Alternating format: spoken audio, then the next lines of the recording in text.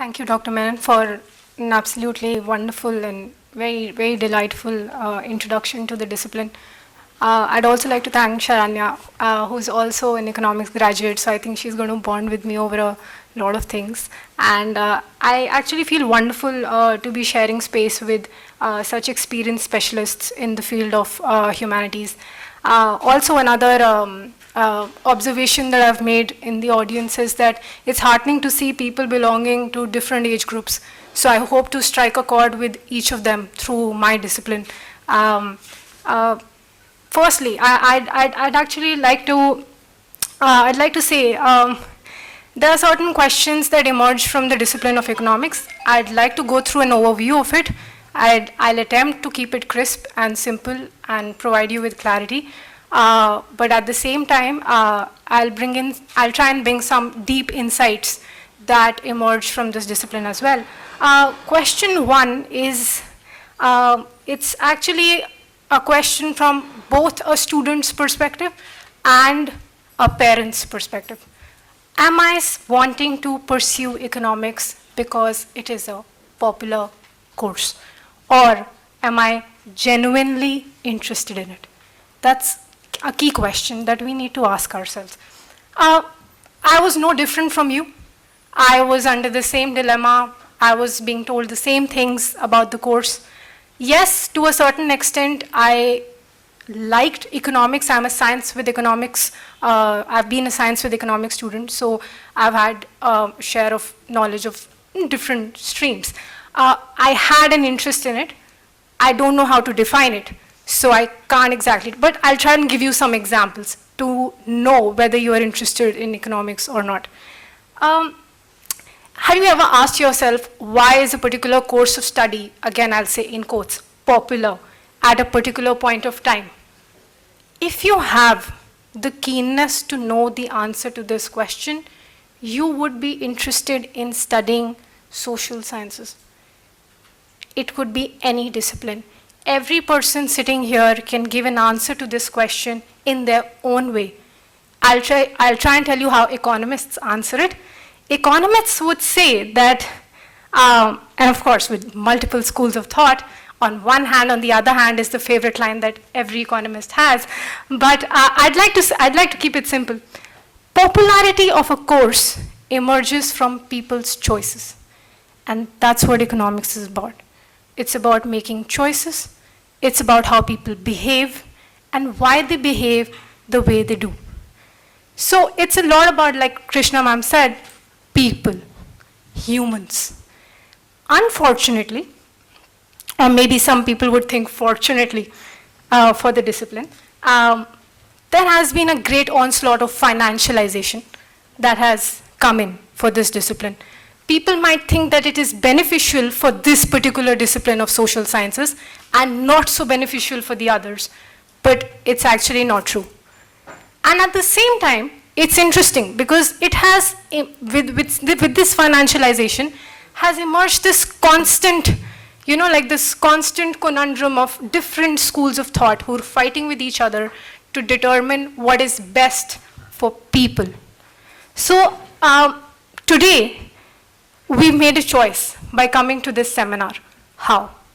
We made a choice by reflecting our preference towards something that we're doing right now over something else that we could have done with our time, that is 24 hours. What is 24 hours? A limited, scarce resource, and we just allocated it between a seminar right now or something else that we could have possibly done. What is this? A microeconomic decision that we just made. Right? It's as simple as that. This is how interest is generated. And it's true for every social science. You need to see it out there. And that's what social sciences trains you to a certain extent in. It makes you see through things. That's also what economics will do. It'll make you see through things and not just look at things, which is completely different. Another thing, again, from a student's perspective, tomorrow, I think the first cutoffs are coming out tomorrow. Tomorrow you'll be making new choices. Courses, colleges, what are your constraints? Your marks, your cutoffs, that's your constraint. What are you doing? It's a constraint optimization problem to find the best for yourself with the constraints that you have. What did I do? I didn't do anything. This is not a theory. This is out of real life. That's what Sir can do for history. Everyone here can do for their own discipline, and that's what makes social sciences extremely interesting. It's out there. We just need to see it. So, secondly, so this is a question of interest versus popularity.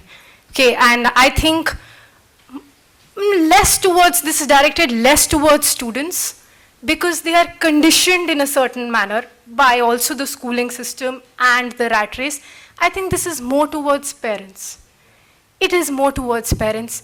Do not make your child choose economics because everyone wants to choose economics. This is game theory. It's herd behavior. It's what you see in stock markets. Everyone's doing the same thing because everyone's doing the same thing. And the stock market crashes. Or it could boom. It could be anything. But did we really know what we wanted to do when we chose that stock? So that's what's happening with economics. I actually like to look at these things in class, in school. I used to debate about such things in class with my teacher.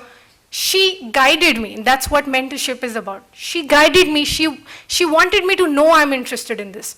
While I was also interested in physics, chemistry, maths, and it brought in a nice cocktail of things, like physics with economics, with chemistry, is interesting. But I chose to do economics, not because it was popular. It was popular at my time also. Not that my time was very, very far back, but it was popular.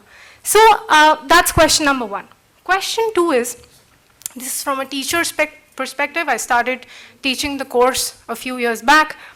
Many students start losing interest in this subject by the end of third year. They all come in with a lot of interest. We love economics. Economics is awesome. By the end of third year, I just need a job. I need to get out of this. Why?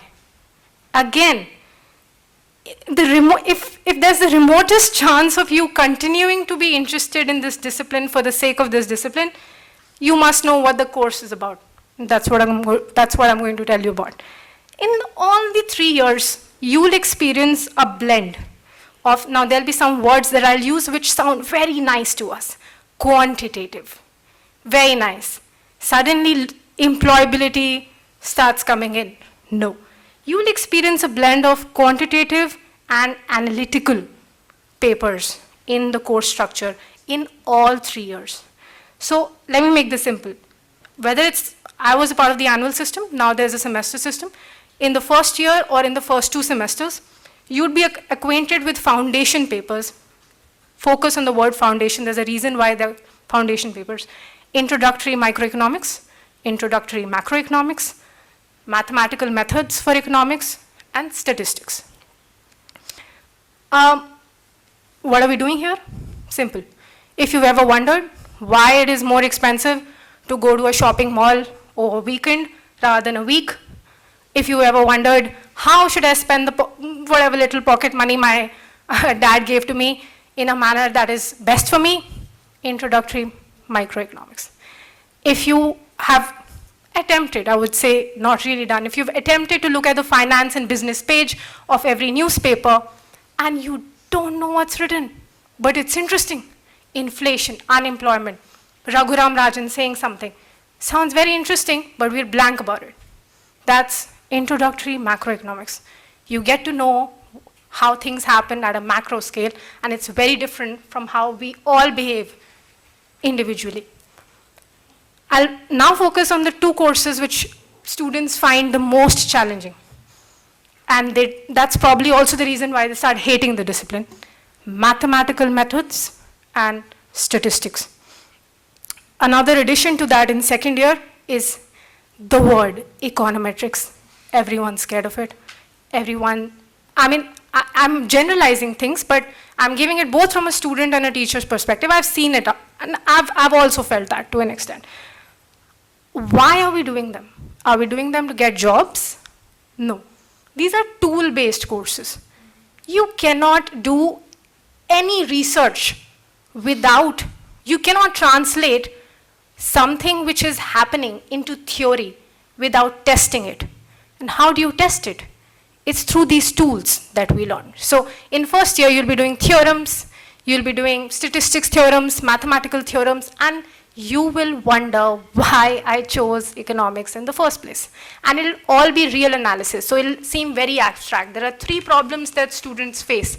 Number 1, the level of difficulty suddenly rises up from differentiation or integration that we've done, which is very solve the sum, find the answer based maths that we've done in 11th and 12th. So it gets abstract. Secondly, brainstorming. A lot of brainstorming required, teamwork required. You don't like maths, but you have to not hate it. I won't say like it. You'll have the option in the future to move out of it, but you're not supposed to hate it. Okay, it's a tool-based course. To balance things out, it's not just about quant. That's the biggest misconception about economics, which is also a result of how things have transformed, the financialization that I spoke of. There are a lot of other courses that start coming in second year, which are beyond the foundation courses. We study about Indian economic history, becomes interdisciplinary. We study about Indian economic development, which moves further into development economics, talking about poverty, inequality, all the several issues, gender, and analyzing this in different manners, which gets pretty rigorous. We'll talk about international economics. Are you going on a vacation? How does that currency change? How many notes for how many? That's international economics. I'm trying to keep it very simple because we don't know much about it right now. What are the joys of these courses? They develop your ability, as Krishna ma'am again said, to debate, to question, to creatively express your viewpoints. What are the challenges? Extensive reading required. Extensive reading required, which is true of any discipline you pursue at undergraduate study. It's not to make you employable, it's to make you intelligible. And that can only happen when you have the keenness to learn, right? Employment will come if it reflects in that interview that you were keen to learn. In 3 years, no matter what you did, it will come. Finally, third year gives you the option for applied courses. So that's where you have discretion. Though it's a point that Reena ma'am also made. It's more of a game theoretic thing. In class, there are 7 people who want a quant course, 28 people who want a theory course. So we divide courses like this. This is the worst way to understand this discipline. I like theory courses. I hate quant courses. I like quant courses. I hate theory courses. This is what economics students, graduates, even postgraduates, even people pursuing PhD, MPhil also face, or actually also feel. I'd suggest don't do it. There would be people who will be better than you in a certain field, whether it's quant or otherwise, but you need to know everything. And you need to have the keenness to know it. You might not be good at it. So you have an option of moving out. You can do a money and finance course, a public eco course, environmental economics course. There are plenty of choices, but then again, game theory, 28 and 7. How many people are choosing how many? How many want quant versus how many? Convince them out. Convince them out. I say, that's what I did in my time. I wanted a quant course. The students didn't want a course. We didn't get a quant course, but we were very happy. In the whole big boss-like situation that we created, we talked it out, how we need that quant course. That was my preference. I tried to work it out. So things get very, very interesting. Lastly, the question that all of you want to hear, opportunities, employability, what is out there for you? There's a lot out there, but it's not solely because of this discipline. It's because of your ability to question things. That's what comes from social sciences. That's why I would not just want to represent this course as a quantitative course that will give you employability. I have many friends who ended up not doing anything related to economics. So where did their employability come from? Was it economics? No. But they reflected it, that they were keen to learn whatever they did in 3 years. Maybe they didn't like it, but they were keen to learn it. So basically, but yes, conventional style, I need to tell what the opportunities are. You, to a certain extent, also know the opportunities, but an honors degree in economics opens many avenues. You have the private sector, as was mentioned before, the corporate grind, which opens up many avenues for economic graduates, on campus and off campus. On campus competition gets intense, it gets stressful. In third year, you can get a job off campus as well. So that's normal. You can get it, a lot of people get it. Banks, finance and investment firms, you wouldn't really know what you're going to do out there. You wouldn't. It just sounds very fancy. Investment banking, private equity, consultation firms, business journals, newspapers, policy think tanks, research organizations are different positions since you're just an undergraduate right now. So Deutsche Bank, I won't mention the names, I mean, you know them already. The other thing is internship. Currently, India does not have a very, very fruitful internship experience to provide. You don't have serious linkages of internships at undergraduate level, but people do it through personal initiative and people do it well. Again, comes out of yourself, second year, third year, you can get pre-placements from the same organizations that you worked with, but also, given that financialization, etc., does affect this, upswings and downswings in the market will affect your placements. So I'm not going to make this thing that you're an economics graduate from Lady Shri Ram College or Tier A, as they call it, will guarantee you a job. No. What is here will guarantee you a job. That's what will guarantee you anything in life. It's not just a job. So focus on that and things will come. You try and build a CV, but the CV should actually be you and not what you think the world thinks a CV should be. That's what I told my students. Make your CV which is you. Go out there and tell them this is me and say it with confidence. That's what undergraduate study gives you. It gives you confidence to talk. I'm here. If I'm talking, I cannot consider myself a mentor, but I can definitely talk about my experience. Where did that come from? BA honors in economics and a lot of other things, a lot of other factors, but it's true of undergraduate study. That's what it gives to us. You can go for further studies. You can go for masters as I did, whether from India or from abroad. There are several options out there. You can, after postmasters, you can enter the private sector again at higher positions, maybe even the same positions, depending on the market situation. You can apply for Indian Economic Service, which is something which is only postgraduates in economics can give. It's an examination conducted by UPSC. You can apply for RBI, again, restricted to postgraduates, but RBI has fellowships for just graduates as well. Some of my students are doing it right now. You can give the civil services with economics as an optional, government bank examinations, POs, etc. The knowledge of math, statistics, and economics helps you to an extent to solve 5 to 10 questions in every PO exam.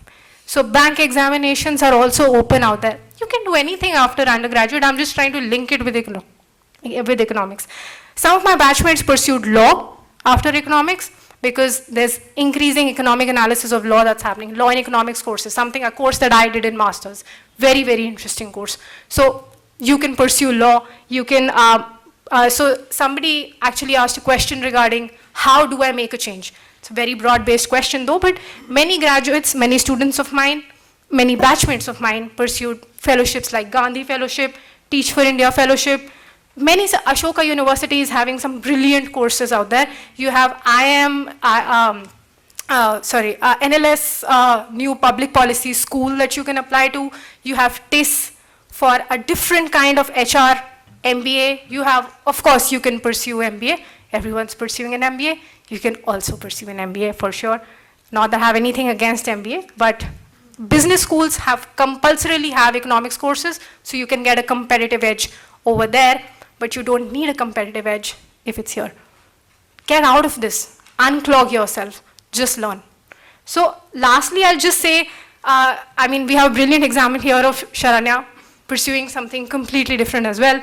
performing arts, fashion designing, anything. You can switch. People have gone to NIFT, hated economics, moved to NIFT. You can do anything, right? So lastly, I'd like to say, the only thing that I'd like to say is, economics as a discipline is very dynamic. It's continuously evolving. Learning the subject is actually helping you maintain an open-mindedness about what you believe in, because your beliefs might change with respect to the discipline.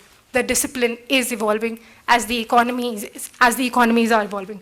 So what is this discipline going to give you? It's going to give you the ability to make better choices, to be discerning and sensitive decision makers, and it's irrespective of the fields that you pursue post this discipline.